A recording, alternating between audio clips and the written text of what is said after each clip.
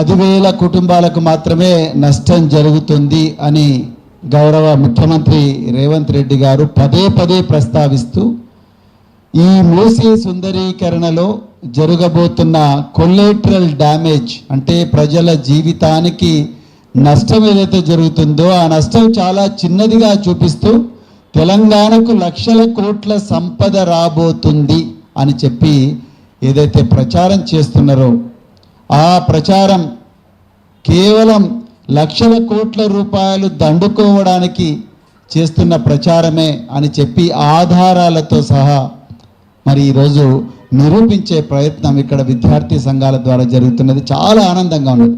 నిజానికి ఎప్పుడూ విద్యార్థి సంఘాలు ఈ విధమైన రౌండ్ టేబుల్ సమావేశాలు పెట్టాల్సి ఉండే. కేవలం మూసీ సుందరీకరణ మీద మాత్రమే కాదు, గాజాలో జరుగుతున్న యుద్ధం మీద కూడా రౌండ్ టేబుల్ పెట్టాల్సి ఉండే.